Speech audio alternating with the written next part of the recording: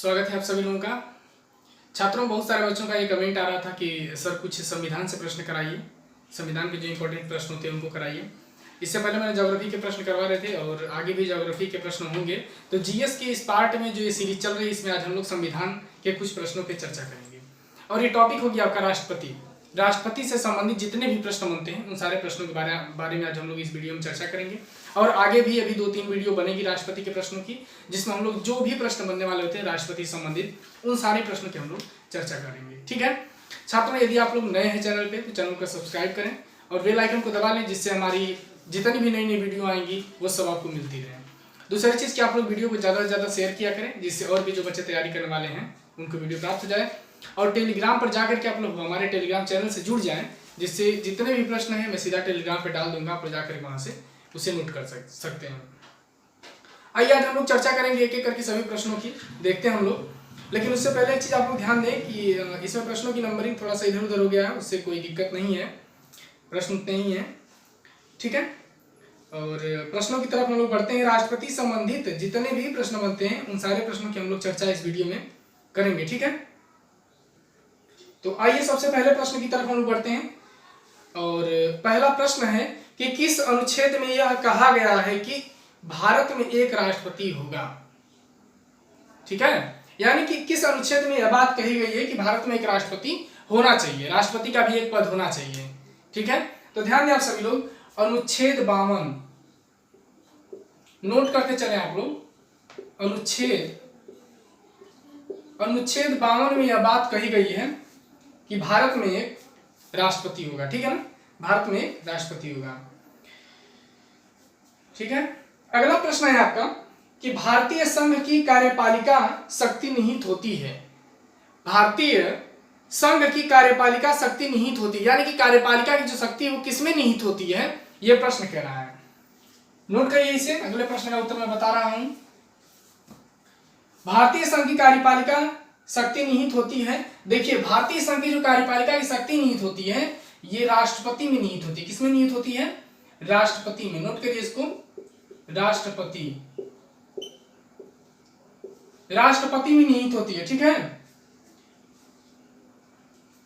Note करिए। प्रश्नों को आप सभी लोग एकदम नोट करते चलें एक एक करके, और वीडियो को ज्यादा से ज्यादा शेयर भी करें आप लोग। चलिए प्रश्न नंबर 3 की तरफ हम लोग बढ़ते हैं। प्रश्न नंबर 3 है आपका कि किस अनुच्छेद में यह कहा गया है कि संघीय कार्यपालिका का प्रधान राष्ट्रपति होगा। यानी कि इसमें कहा गया है कि किस अनुच्छेद में यह कहा गया है कि संघीय कार्यपालिका का जो प्रधान होता है वो राष्ट्रपति होगा। ठीक है, यानी कि जो कार्यपालिका है, जो संघीय कार्यपालिका होती है उसका प्रधान राष्ट्रपति होगा। यह संविधान के किस अनुच्छेद में कहा गया है? तो ध्यान दें आप सभी लोग, यह संविधान के अनुच्छेद 52 में कहा गया है, अरे सॉरी 53 में कहा गया है ये। ठीक है ना, अनुच्छेद 53 में कहा गया है ये बात। किसमें कहा गया है? 53 में। इसे नोट करिए, अनुच्छेद 53 में यह बात कही गई है।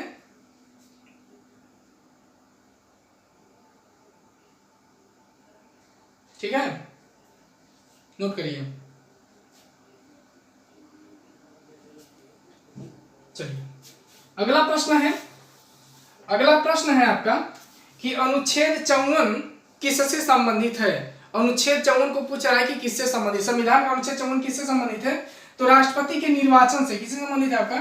राष्ट्रपति के निर्वाचन से। राष्ट्रपति के निर्वाचन, राष्ट्रपति के निर्वाचन से संबंधित है आपका अनुच्छेद 54 जो है ये राष्ट्रपति के निर्वाचन अर्थात राष्ट्रपति के चुनाव से संबंधित है आपका। प्रश्न नंबर 4, इसे नोट करिए आप लोग। अगले प्रश्न की ओर आप बढ़ते हैं और स्लाइड पे सारे प्रश्नों को आप लोग देखते रहें, वीडियो को शेयर भी करते रहें। देखिए अगला प्रश्न है कि अनुच्छेद 59 किससे संबंधित है। संविधान का अनुच्छेद 59 किससे संबंधित है? तो ध्यान दें, राष्ट्रपति के पद के लिए शर्तें, जो शर्तें होती हैं, राष्ट्रपति पद के लिए जो शर्तें होती हैं ना उससे संबंधित है आपका। राष्ट्रपति पद के लिए शर्तें, यानी कि राष्ट्रपति बनने के लिए बहुत सारी शर्तें भी तो होती हैं। जैसे राष्ट्रपति बनने के लिए कम से कम उम्र जो 35 वर्ष तो होनी ही चाहिए। ठीक है ना। यानी कि राष्ट्रपति की जो भी शर्तें हैं वो भारत का नागरिक होना चाहिए। ये सारी बातें जिसमें होती हैं वो अनुच्छेद 59 है आपका। और अनुच्छेद 59 किससे संबंधित है? तो राष्ट्रपति के पद के लिए जितनी भी शर्तें होती हैं उससे संबंधित है आपका। नोट करिए इसको।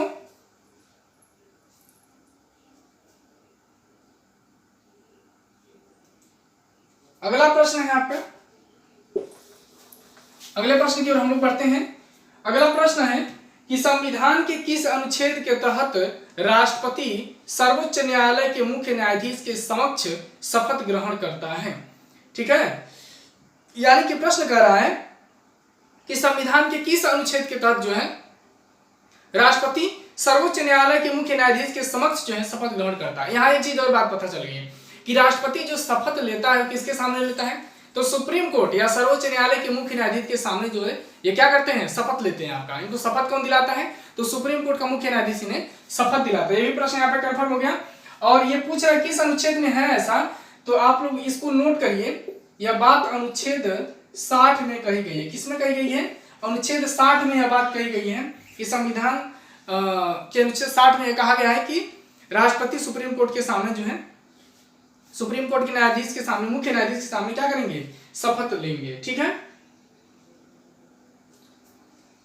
अगला प्रश्न है आपका कि भारत का प्रथम नागरिक कौन कहलाता है? ये तो बहुत आसान प्रश्न है, बहुत बार पेपर में पूछा गया है कि भारत का प्रथम नागरिक कौन कहलाता है। तो आप सभी लोग जानते हैं भारत का प्रथम नागरिक जो होता है ना वो राष्ट्रपति होता है। क्या होता है? राष्ट्रपति होता है। भारत का प्रथम नागरिक कौन होता है? राष्ट्रपति होता है।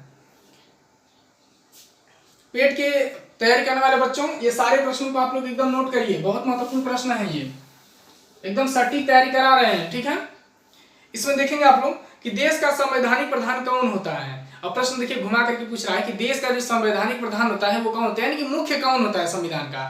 ठीक है, संविधान की बात नहीं है, मतलब कि हमारे देश का मुख्य कौन होता है, ये प्रश्न कर रहे हैं। देश का संवैधानिक प्रधान कौन होता है, किसे हम लोग मुख्य वरीयता देते हैं? तो ध्यान दें राष्ट्रपति ही होता है। कौन होता है? राष्ट्रपति होता है। राष्ट्रपति होता है। संवैधानिक प्रधान देश का कौन होता है? राष्ट्रपति होता है। नोट करिए, देखिए प्रश्न को आप लोग नोट करते चलें।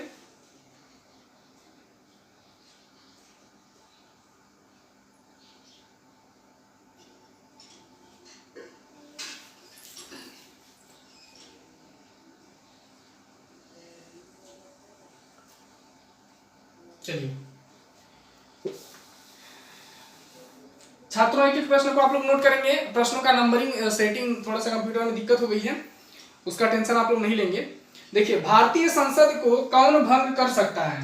भारतीय संसद को कौन भंग कर सकता है? प्रश्न है आपका कि भारतीय संसद को कौन भंग कर सकता है। तो ध्यान दें कि भारतीय संसद को जो है ये राष्ट्रपति भंग कर सकता है। कौन? राष्ट्रपति। भारतीय संसद को कौन भंग कर सकता है? तो राष्ट्रपति भंग कर सकता है। ठीक है, नोट करिए इसको। अगला प्रश्न है आपका कि भारतीय संसद का तीसरा अंग कौन है? भारतीय संसद का जो तीसरा अंग होता है वो कौन होता है? तो भारतीय संसद का जो तीसरा अंग होता है ना वो भी राष्ट्रपति होता है। राष्ट्रपति होता है। भारतीय संसद का तीसरा अंग कौन होता है? राष्ट्रपति होता है। अब पहले और दूसरे की अगर हम लोग बात करेंगे तो पहला हो जाएगा आपका राज्यसभा, राज्यसभा, और आपका दूसरा हो जाएगा लोकसभा। लोकसभा, पहला राज्यसभा, दूसरा लोकसभा, और तीसरे नंबर पे कौन आ जाते हैं आपके? राष्ट्रपति आ जाने के, यानी कि राष्ट्रपति तीसरा अंग होता है। पहले अंक की बात अगर करते हैं हम लोग तो राज्यसभा हो जाएगी और लोकसभा हो जाएगी दूसरे नंबर पे। ठीक है, अगला प्रश्न है आपका कि भारत के राष्ट्रपति बनने के लिए उम्मीदवार की न्यूनतम आयु कम से कम कितनी होनी चाहिए? अभी हमने बताए थे कि कुछ शर्तें होती हैं राष्ट्रपति के लिए। अब देखिए प्रश्न यहाँ पे आ गया कि भारत के राष्ट्रपति बनने के लिए उम्मीदवार की न्यूनतम आयु कम से कम कितनी होनी चाहिए? तो न्यूनतम आयु 35 वर्ष होनी चाहिए। भारत का राष्ट्रपति यदि बनना है किसी को तो उसकी कम से कम आयु 35 वर्ष होनी चाहिए और वह भारत का नागरिक होना चाहिए। 35 वर्ष। ठीक है, अगला प्रश्न है कि कौन सा अनुच्छेद में राष्ट्रपति पद हेतु योग्यताएं निर्धारित की गई हैं? यानी कि प्रश्न घुमा दिया कि ये जो 35 वर्ष आयु है और जो योग्यता है राष्ट्रपति के किसमें, यानी कि कौन सा अनुच्छेद में राष्ट्रपति पद हेतु योग्यताएं निर्धारित हैं? तो ध्यान दें आप सभी लोग, अनुच्छेद 58 में यह बात कही गई। किसमें? अनुच्छेद 58 में यह बात कही गई है आपका कि भारत के राष्ट्रपति पद के लिए जो योग्यताओं का निर्धारण किया गया है, यह अनुच्छेद 58 में किया गया है। ठीक है। अगला प्रश्न है कि एक व्यक्ति राष्ट्रपति पद के लिए अधिकतम कितनी बार निर्वाचित हो सकता है। यानी कि कोई व्यक्ति हमारे भारत में राष्ट्रपति पद के लिए कितनी बार निर्वाचित हो सकता है, वो यानी कि कितनी बार वो चुनाव लड़ सकता है। तो इसका समझिए कि हमारे भारत में कोई वो नहीं है, पाबंदी नहीं है, चाहे जितनी बार आप राष्ट्रपति बन सकते हैं आप बनिए, कोई दिक्कत नहीं इसमें, आप जितनी बार राष्ट्रपति बन सकते हैं, कोई बात नहीं इसमें। ठीक है ना। तो लिख लेंगे आप लोग यहाँ पे चाहे जितनी बार राष्ट्रपति बन सकता है, यानी कि चाहे जितनी बार वो राष्ट्रपति बन सकता है, कोई दिक्कत नहीं है। अगला प्रश्न है आपका कि किस अनुच्छेद के तहत राष्ट्रपति लोकसभा को भंग कर सकता है। यानी कि अभी हमने बताया था कि लोकसभा को कौन भंग कर सकता है या संसद को, तो लोकसभा की बात अगर हमने की थी तो उसमें हमने बताए थे। अब इस प्रश्न में हम लोग देखेंगे किस अनुच्छेद के तहत जो है राष्ट्रपति लोकसभा को भंग कर सकता है। तो अनुच्छेद 85 में ऐसा है आपका, अनुच्छेद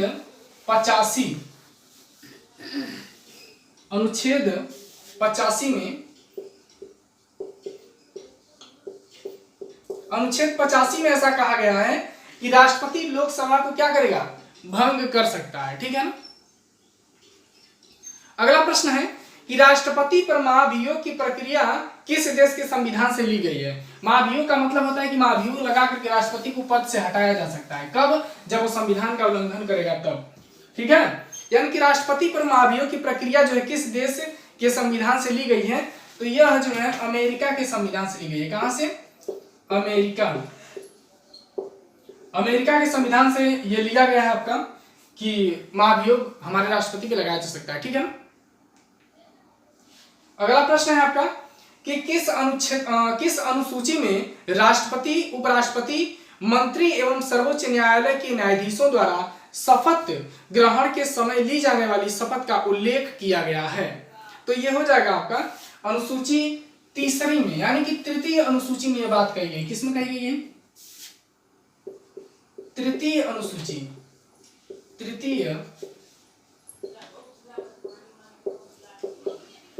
तृतीय अनुसूची में यह बात कही गई है।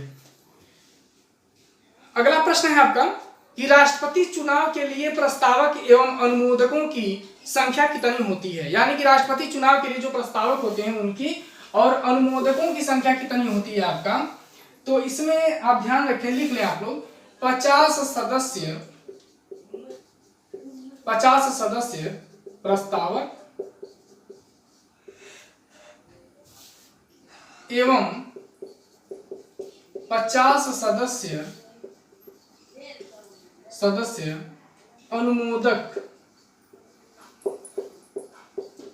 अनुमोदक होते हैं। नोट करिए, 50 सदस्य प्रस्तावक एवं 50 सदस्य अनुमोदक होते हैं। अगला प्रश्न है आपका कि भारतीय संविधान में राष्ट्रपति का पद किस देश के संविधान से लिया गया है। यानी कि भारतीय संविधान में जो राष्ट्रपति का पद जो है किस देश के संविधान से लिया गया है। तो राष्ट्रपति का जो पद होता है किस देश के संविधान से लिया गया है, ये अमेरिका के संविधान से लिया गया है। कहां से? अमेरिका के संविधान से।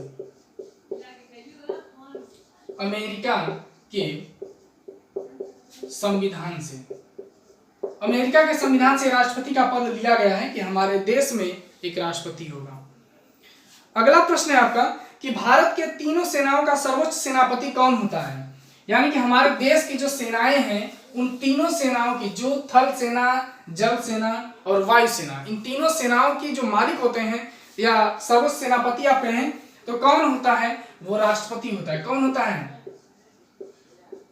राष्ट्रपति होता है। तीनों सेनाओं का मालिक कौन होता है? राष्ट्रपति होता है। ठीक है, नोट करते चलिए आप लोग। अगला प्रश्न है आपका कि राष्ट्रपति का चुनाव किस पद्धति द्वारा होता है। प्रश्न है कि राष्ट्रपति का चुनाव किस पद्धति के द्वारा होता है। तो ध्यान दो, राष्ट्रपति का जो चुनाव होता है ये समानुपातिक प्रतिनिधित्व एवं एकल संक्रमणीय प्रणाली द्वारा होता है, ठीक है ना। लिखेंगे यहां पर समानुपातिक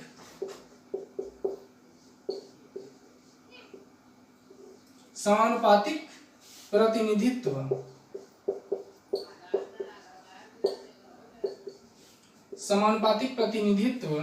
एवं एकल संक्रमणीय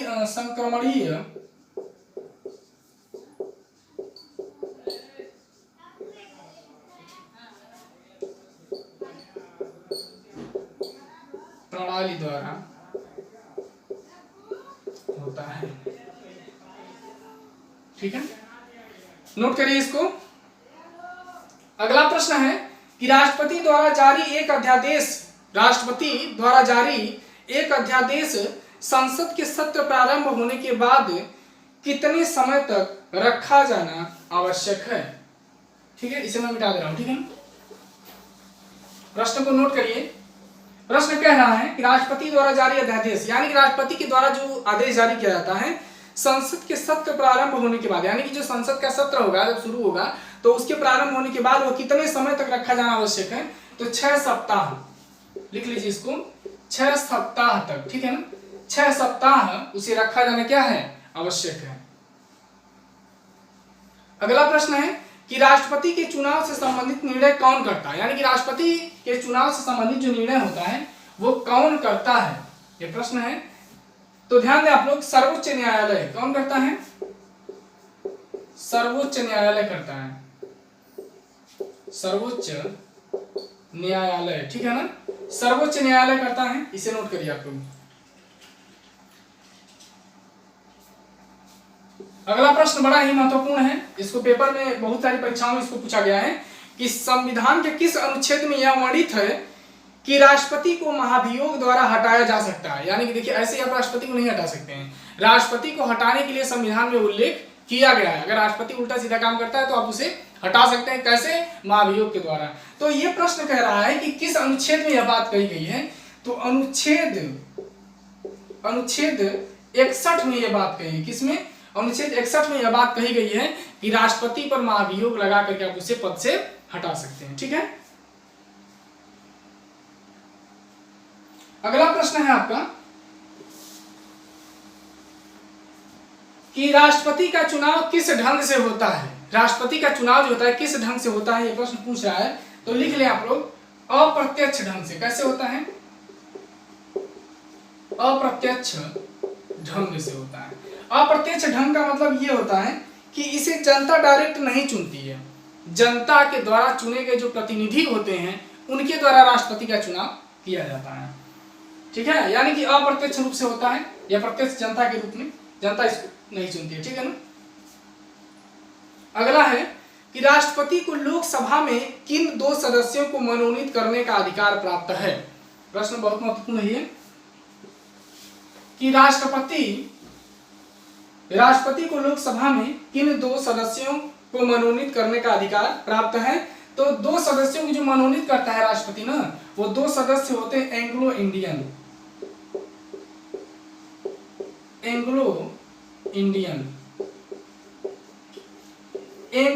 के 2 सदस्यों को राष्ट्रपति क्या करता है, मनोनीत करता है, ठीक है। नोट करिए, इसे नोट कर लें आप लोग, एंग्लो इंडियन।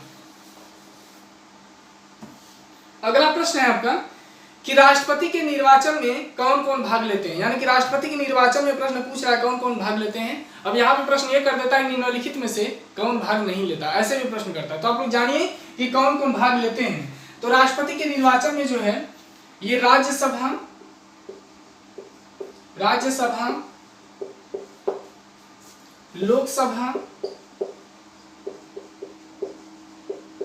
लोकसभा और राज्यों की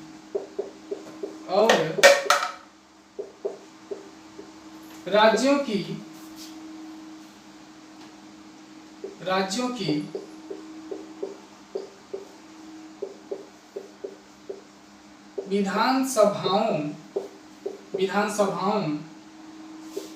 के निर्वाचित सदस्य, यानी कि निर्वाचित सदस्य जो होते हैं राज्यसभा की विधानसभा के जो निर्वाचित सदस्य होते हैं वो भी इसमें भाग ले सकते हैं। यानी कि इतने लोग इसमें भाग लेते हैं, कौन कौन? राज्यसभा, लोकसभा और राज्यों की विधानसभाओं के जो निर्वाचित सदस्य होते हैं वो भाग इसमें लेते हैं। नोट कर लीजिए आप लोग इसे। चलिए अगला प्रश्न है कि भारतीय संविधान का कौन सा अनुच्छेद भारत के राष्ट्रपति में या भारत के राष्ट्रपति को अध्यादेश जारी करने की शक्ति प्रदान करता है? यानी कि भारत के राष्ट्रपति को अध्यादेश जारी करने का जो शक्ति प्रदान है वो किस अनुच्छेद में यह बात कही गई है, ये प्रश्न कह रहा है। बताइए आप लोग, ध्यान दें, यह अनुच्छेद 123 में बात कही गई है। अनुच्छेद